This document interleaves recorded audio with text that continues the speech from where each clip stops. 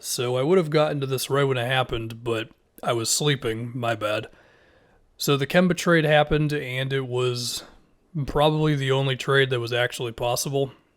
You're swapping a bad contract for an also bad contract, but a not as bad one in Al Horford. Horford is more healthy than Kemba. He is cheaper for this next season, and his 2023 salary is partially guaranteed. So it's a decent salary break for a guy who is more reliable than Kemba. Horford's contract is also kind of tradable. I mean, the last year is about $14 million guaranteed.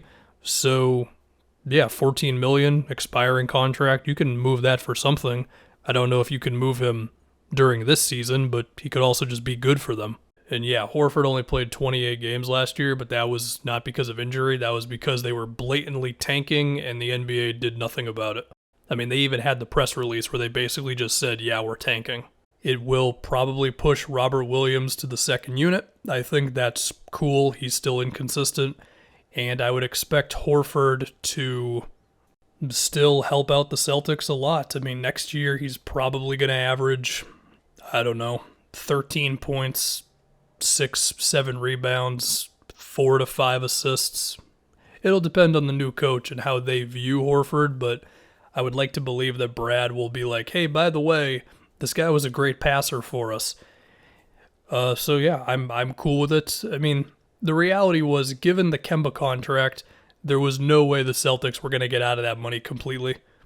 This was probably their best option. Get a little bit of a salary break and have it be a player who can still actually help them. I mean, look, Kemba, he played half of the games last year, and within those games, he was good in about half of those. You just couldn't hold on to the guy any longer. As far as having to move the 16th pick, I mean, I guess I'm cool with it. The other thing they got is Moses Brown, and we'll see if they actually hold on to him.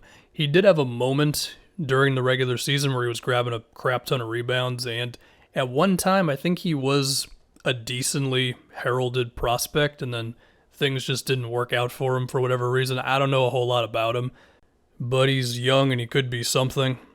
The rotation at center might not do him the most favors, though. I mean, now it's going to be Horford, Williams, and then him if they end up holding on to him. Tristan Thompson's still on the roster as well. We'll see if they can get off of him. I think the other thing that this showed was Stevens clearly willing to trade a first. I mean, it took the guy 5 minutes in office to trade a first-round pick. And again, while they are saving money in the first year, this is really about saving money in the second year. And again, hopefully Horford can just be out there and good. Now the Celtics have an official hole at point guard. I mean, they pretty much already had a hole at point guard given Kemba's whole thing, but now they're going to need somebody to get those minutes, and there's a chance it's Marcus Smart. He's not a good enough ball handler to be a lead guard like that, but if you are distributing the ball handling between him, Horford, Jalen, Tatum, Fournier if he's back, then it kind of works out. But if they want more of a real lead ball handler guy, then they're going to have to go get one. And they're already out one first, so we'll have to see how they want to do that. I'm also not sure who's really available. I mean, Ricky Rubio is probably attainable, but he's a bit overpaid, and he, for the most part, was not good this previous season. He got better once Towns got back, so I don't know. Anyway, let's think about this from OKC's perspective. They got themselves another first, and the Kemba thing, I mean, obviously they would hope to move Kemba to somewhere. It's just, we're going to have to see if he can actually be healthy. If he is, then yeah, somebody could take him on. If he's not, then if anything, he could just be an expiring after this season. I would assume he's going to accept his $37 million player option in 2023.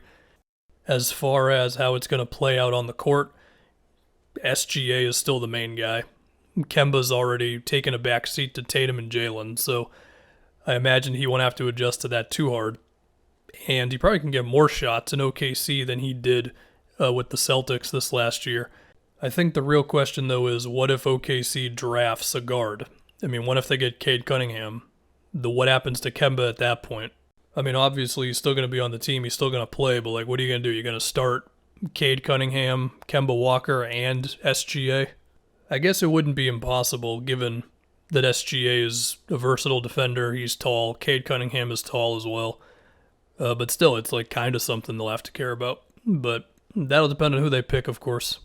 The one thing I will say about all of OKC's picks, while I, of course, do not fault Sam Presti for going this route, I mean, this is every general manager's dream, he can't use all of these picks because then he'll just have to release guys after a while. So while he doesn't have to start trading picks tomorrow or anything, he's going to have to trade a decent amount of these at some point. So we'll just have to see when that is. I mean, if they make the playoffs next season, then they owe their pick to the Hawks. Now, of course, they have other picks on top of that one, but their pick is still the best of their potential ones. So perhaps after next season is when we will see them really go for it. That said, if they get Cade Cunningham or if they get someone else who ends up being really awesome between Evan Mobley, Jalen Suggs, Jalen Green, I'm not going to act like I've done the super deep dive on the draft yet. I have not. But if they get somebody who's awesome right away, like Rookie of the Year candidate type of guy, it might force the rebuild to go a little faster. I think both teams kind of got what they wanted. The Celtics got a little bit of a salary break and somebody who can be out there more. Again, Horford, like he played 28 games last year, but that was because they were doing the whole, we're going to tank in broad daylight and no one's going to do anything about it. And OKC got more picks.